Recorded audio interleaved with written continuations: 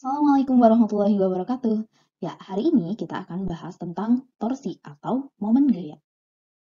Sebelumnya, coba deh, pernah nggak kalian ngebuka pintu tapi deket sama engselnya? Rasanya berat, ya nggak sih? Nah, terus coba sekarang perhatiin pintu kamar kalian. Kenapa si gagang pintu itu selalu diletakin jauh gitu dari engselnya? Nah, kenapa harus jauh daripada engselnya? Padahal engselnya tuh ada di sini. Kenapa nggak di deket sini aja engselnya tuh? Kenapa gagang pintu itu dirancang seperti itu? Itu karena untuk memudahkan kita dalam membuka pintu gitu. Jadi kalau misalkan semakin jauh si gagang pintu itu dari engsel, itu jadi ngebukanya tuh makin gampang gitu. Tapi semakin dekat gagang pintu itu ke engsel, ngebuka pintu itu jadi makin sulit gitu. Nah, ternyata pembuatan pintu ini menggunakan konsep dari torsi. Nah, itu yang bakal kita bahas hari ini. Next, contoh selanjutnya yaitu ke kunci pas. Nah, jadi kunci pas atau obeng, nah itu biasanya digunakan untuk membuka baut gitu ya. Nah, sebenarnya bisa sih ya kita buka baut pakai tangan kita sendiri, misalkan menggunakan gaya 100 Newton gitu. Nah, terus tapi bakalan lebih gampang, lebih mudah kalau kita manfaatin ini kayak gini kunci pas. Dengan gaya 100 Newton itu akan lebih mudah tuh terbukanya si bautnya gitu. Nah, ini juga memanfaatkan konsep torsi. Nah, dari contoh-contoh di atas, kita sepakat bahwasannya efek berputar, entah itu pada pintu yang tadi dicontohin, atau pada kunci pas tadi, itu tuh nggak hanya bergantung sama besarnya gaya, tetapi juga bergantung dengan jarak. Nah, jadi kayak misalkan tadi, semakin jauh gagang pintu dari engsel, itu pintunya makin mudah dibuka. Nah, tapi semakin dekat gagang pintu ke engselnya, itu makin sulit. Nah, yang berpengaruh lagi juga itu adalah sudutnya. Nah, oke, jadi berdasarkan pengertiannya, torsi adalah kemampuan gaya untuk memutar suatu objek di sekitar poros atau sumbu putarnya. Ya, torsi ini bisa kita tuliskan secara matematis. Nah, tapi untuk mempelajari hal itu, coba perhatikan dulu gambar ini. Ini adalah sketsa dari jungkat-jungkit gitu. Nah, dengan titik yang kuning ini sebagai poros putarnya. Terus, misalkan nih kita kasih gaya di jungkat-jungkit yang sebelah kanan sini. Kita kasih gaya F. Nah, si gaya F ini misalkan dia jatuh dengan sudut theta. Tetanya misalkan 120 derajat gitu. Nah, nanti otomatis si jungkat-jungkit ini akan berputar ke arah kanan atau berputar searah putaran jarum jam gitu.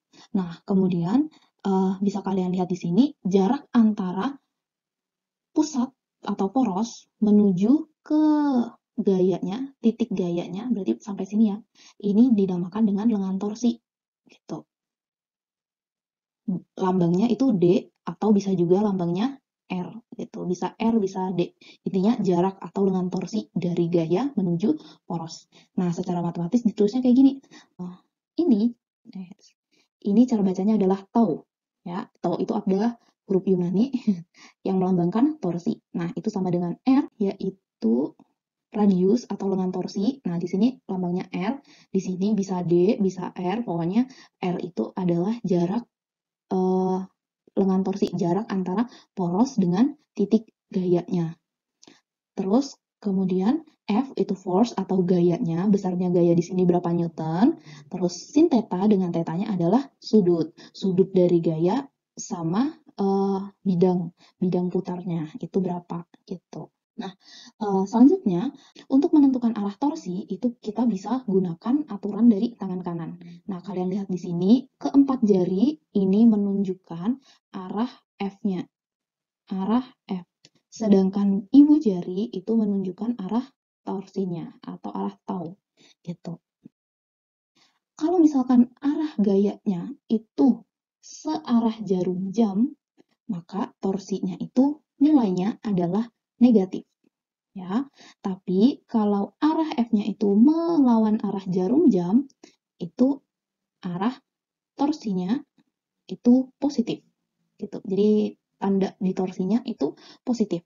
Terus, oke, coba deh sekarang kita analisis gaya-gaya ini torsinya positif atau negatif. Ya, oke kita coba dari yang A. Yang A ini arah gayanya ke atas. Kira-kira kalau porosnya ada di tengah, si batangnya bakal muter kemana? Ya jelas dia muternya bakal ke sini, ya kan? Kalau muternya ke kiri, itu kan dia tadi berlawanan dengan arah jarum jam, ya kan?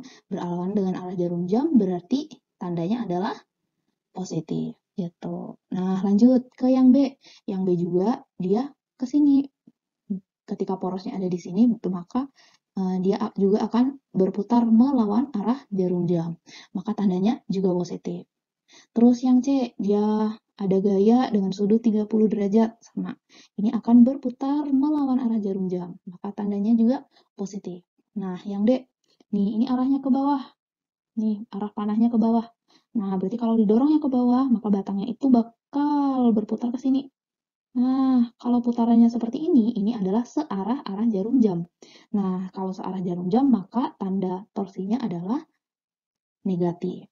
Nah, terus yang terakhir, nah ini coba perhatikan ya, di sini ada gaya, gayanya itu dia ngarahnya langsung menuju ke poros. Jadi, kayak gitu, langsung menuju ke poros. Nah, kalau yang seperti ini, nilai torsinya adalah sama dengan 0, gitu. Lah, kenapa kok 0? Ya, karena lengan torsinya adalah 0 gitu. Jadi tadi dari rumus torsi tau sama dengan F R sin theta gitu ya. Nah, jadi F-nya itu kan gaya. Oke, mungkin di sini tadi ada gayanya, misalkan gaya 10 Newton. Nah, terus kan butuh R juga. R itu adalah lengan gaya alias jarak dari gaya yang diberikan menuju ke poros. Itu adalah R. Nah, untuk kasus yang ini, itu nilai R-nya atau jarak dari gaya menuju porosnya itu sama dengan 0. Nah, kalau di sininya 0, mau di sini nilainya berapapun, juga kalau dikaliin hasilnya bakalan 0. Maka, untuk kasus yang terakhir ini, torsinya adalah 0 karena lengan torsinya 0. Gitu. Jadi, pokoknya kalau gayanya itu didorong tepat ke pusatnya, itu nggak bakalan ngaruh gitu. Nah, jadi bisa kalian bayangin aja, misalkan di sini ada paku, terus ini ada batang. Nah, batangnya kan sebenarnya bisa goyang-goyang. Tapi kalau misalkan terus dikasih gaya tepat di pakunya, ya nggak bakalan ngaruh ke arah goyangan si batang gitu. Beda sama yang lain-lain ini tadi. Nah, misalkan untuk kasus yang ini, porosnya di sini, terus didorongnya di sini, ya jelas si batangnya bakalan goyang ke sana gitu. Next. Oke, langsung kita bahas soalnya. Nah, contoh soalnya di sini kita disuruh menentukan torsi total sistem di titik A. Nah, berarti torsinya di titik A ini gitu. Selanjutnya, nah di sini ada dua gaya, gaya F1 sama gaya F2. Gaya F1 sama F2 itu besarnya sama, yaitu 20 Newton. Terus, nah gaya yang pertama membentuk sudut 53 derajat, gaya yang kedua, nah di sini nggak ada sudutnya sih, tapi kan kalian bisa lihat di sini dia tegak lurus, berarti sudutnya adalah 90 derajat. Nah, kita disuruh menentukan torsi total di titik A. Berdasarkan yang diketahui tadi, yuk langsung kita bahas cara penyelesaiannya. Nah, jadi di sini yang ditanyakan adalah torsi di titik A, berarti titik A ini dijadikan sebagai poros. Nah, berarti torsi di titik A itu adalah jumlahan torsi karena gaya 1 dan karena gaya 2 gitu. Nah, torsi 1 itu di sini tandanya adalah positif. Kenapa positif? Karena kalau batangnya itu ditarik dengan gaya F aja, maka si batang itu otomatis akan berputar melawan arah jarum jam. Nah, kalau melawan arah jarum jam, maka tandanya adalah positif. Nah, sedangkan kalau misalkan ditarik sama si gaya 2, kalau ditarik sama si gaya 2, maka si batang akan berputar searah jarum jam. Nah, kalau putarannya searah jarum jam, maka tandanya adalah negatif. Maka di sini tandanya adalah negatif, gitu. Nah, terus langsung kita substitusikan. Tadi ingat tahu adalah F dikali R dikali sin theta, gitu ya. Nah, berarti torsi 1. Oke, berarti torsi 1 itu sama dengan R1 kali S1 kali sin theta 1, ya. Terus di sini ada plus dikalikan dengan minus, berarti di sini langsung tandanya adalah minus. Berarti R2 kali F2 sin theta 2. Nah, langsung substitusikan angkanya. Di sini R1, nah R1 itu nilainya adalah 20 cm. R1 itu adalah jarak dari gaya yang pertama ke poros A. Nah, itu 20 cm. Nah, sebelumnya kita harus ubah dulu ke meter. 20 cm sama dengan 0,2 meter gitu. Nah, makanya di sini dimasukkannya adalah 0,2 2. Dikalikan F-nya, F1 20 Newton dikali sin 53 derajat.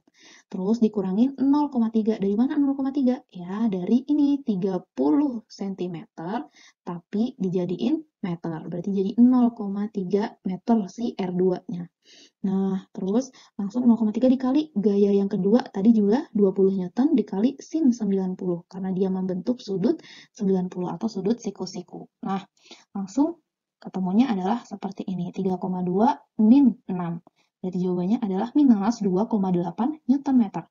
Jadi, torsi pada titik A adalah sebesar 2,8 Newton meter dengan searah putaran jarum jam. Tahu dari mana searah putaran jarum jam? Ya, karena hasilnya adalah negatif. Tadi kita sepakat bahwasanya kalau negatif itu adalah searah putaran jarum jam. Oke, sekarang coba kalian screenshot soal ini ya. Langsung kalian coba kerjakan sendiri. Syukran ala ihtimamikum. Hasbunallah wa ni'mal wakil. Assalamualaikum warahmatullahi wabarakatuh.